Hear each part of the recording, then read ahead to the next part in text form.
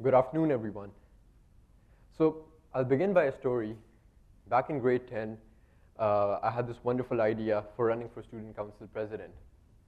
I ran an amazing campaign. I went to classrooms, gathered kids, and I convinced them that yes, I am here to change things for you. Now, everything was in place except the presidential debate. As the big day approached, I went back to home and I wiki-howed on how to write a speech. It was the first public speaking event that I was going to have. And after I had written a speech, I saw my dad walk in, and I thought, let's just get some validation from him. Let's make him proud. I took the speech up to him. We've all done that. Let's face it. And he looks at it. Before even he reads it, he tears it up. So my father, he's a great public speaker. And he's like, son, if you are to become a leader one day, you should speak from your heart. And me taking that up, how to speak from my heart, he said, he pushed me in a different direction, and he said, I want you to talk about your day in 2 minutes without stopping, without having any filler words. And my time was spent there. As the next day approached, I walked there dressed up well to the stage, and I'm like, I will give a good speech.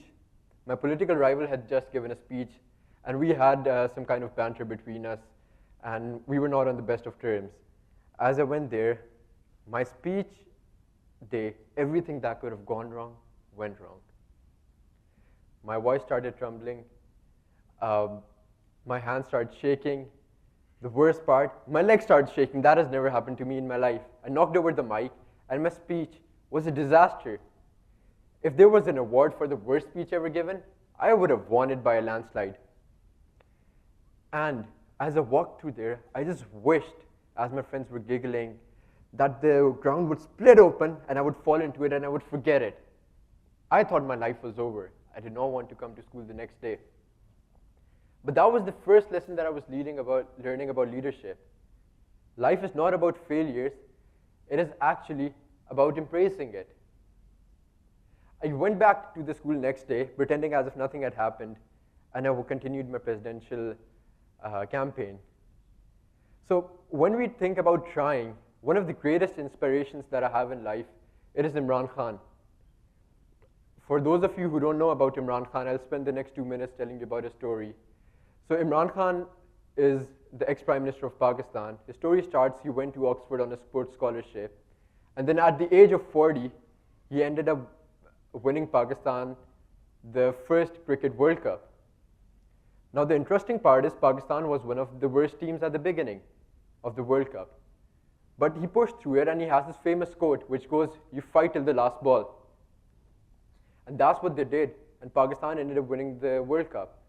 Then came his mother's cancer, and while he was getting her treated, he was one of the highest paid sportsmen in the world at that time, and he could afford the best treatments. And he saw the plight of poor people, and he saw that they cannot afford it, they cannot afford the medicines. And then he had another idea, that yes, let's build a trust cancer hospital, first off in the world.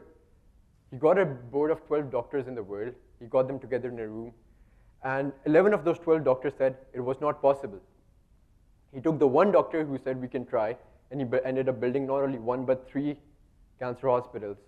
And then the last part, and to tell you about Shaukat Khanum, I personally know friends who've had their family members' treatments done from there, even though they could afford treatment abroad.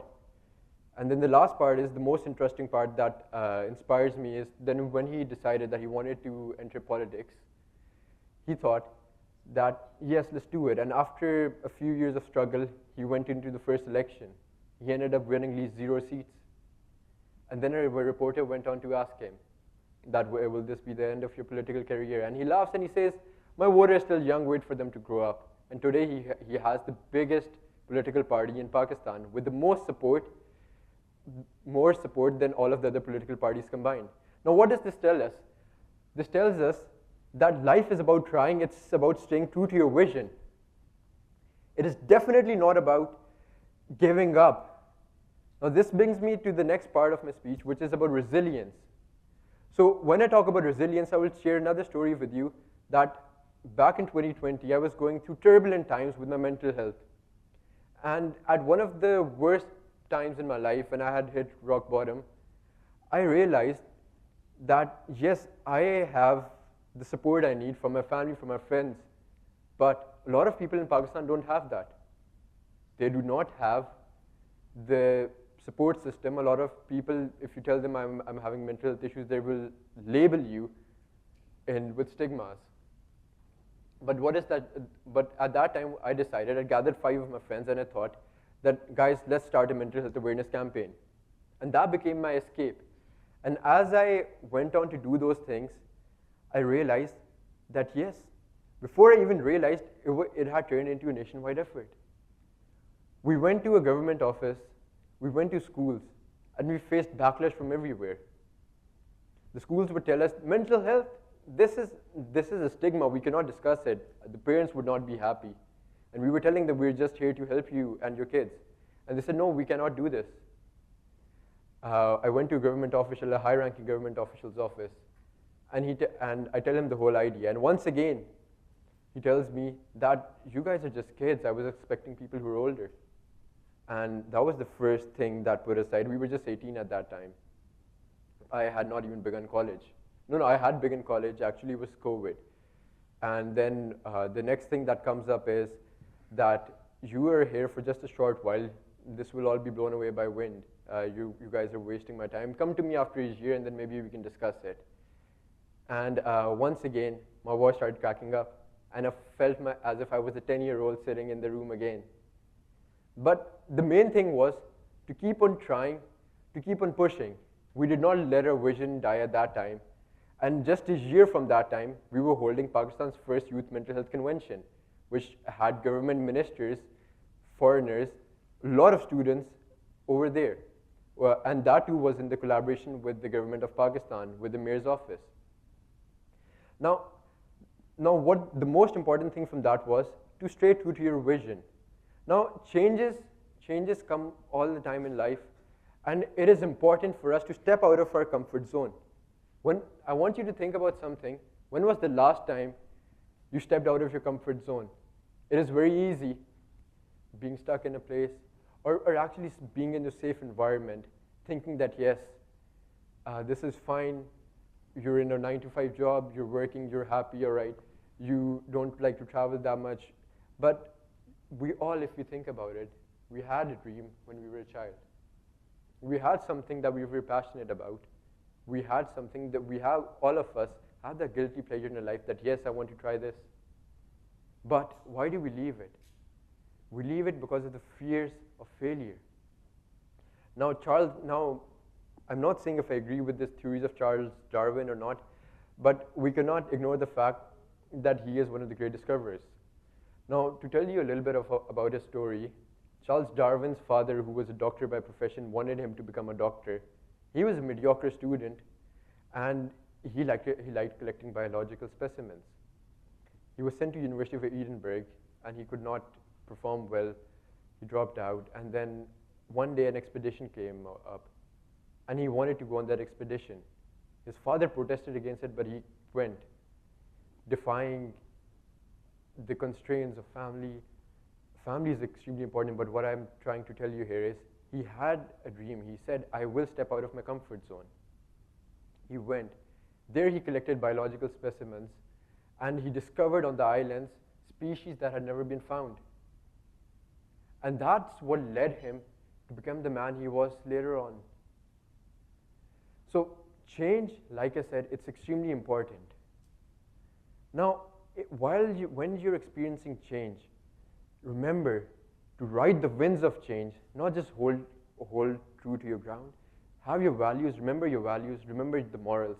But it's extremely important to ride with the change because the world is constantly evolving. Everybody who's sitting here in the room today, 100 years from now, we won't be here. The world would have changed.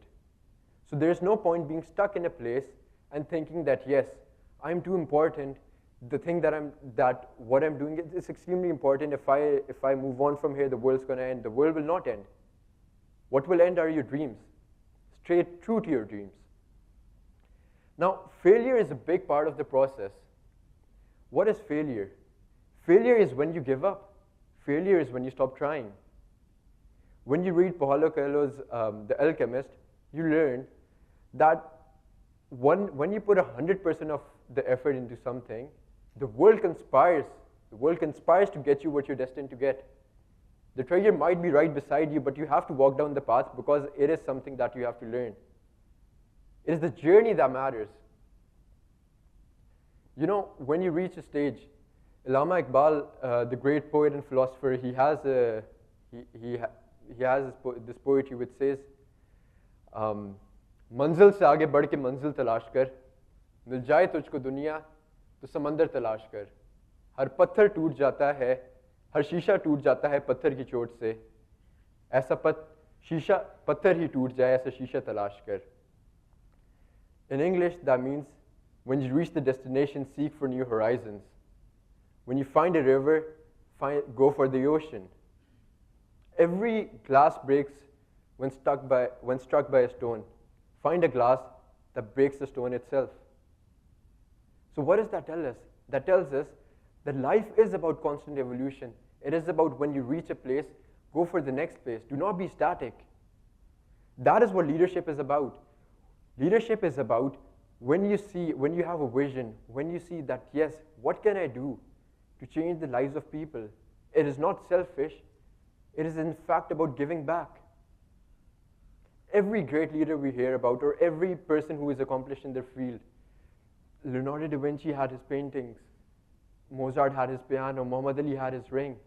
I have my imagination. Everybody has that one thing by which they feel satisfied, but also through which they create beauty in the world. To fear adversity is like fearing the world. It is about fearing the life. You should not fear adversity. It is part of the process. In fact, it is most of the process. Life, as I read somewhere, is a series of failure punctuated by brief success. So when I see my friends, if they failed an exam, or they did not get a job they were willing to, or they did not get into a program, I see them extremely depressed. I see them not wanting to eat, locked up in their rooms, and some of them even cry about it. And I tell them, guys, and I want you guys to know that that is not the end of the world. That is just the process. That is the beginning. What matters is that you push through it. Did you try 100%? If you tried 100%, then that means learn from the skills and apply them somewhere else. If you did not try 100%, what you should do is try 100% the next time. If you think about every moment in your life, I want you to think about a big failure that you faced. All of us have faced it. If you close your eyes and think about it, what was one lesson that you learned from that day? At that time, it does not make sense to us. But if you think about it, it has a great value in our life. And leadership is about deriving those lessons from the mistakes you've made, mistakes somebody else has made. Now, to tie it all up together, I will tell you to believe in yourself. If there was one thing you could believe in yourself. You have the capabilities to do what you were destined to do.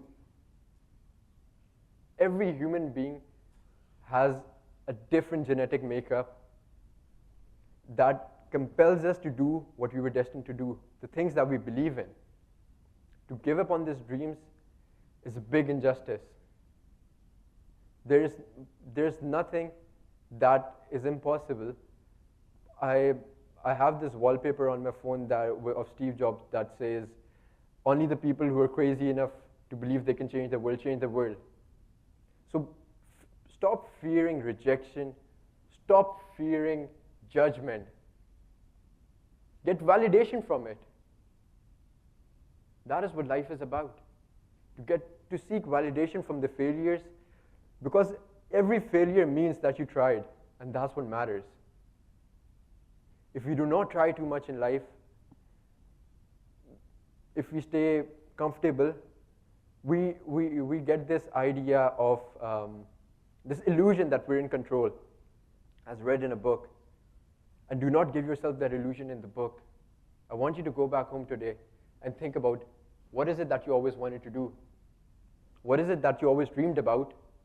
What is it that you can give back to the community? If you have one thing to believe in yourself. Thank you so much.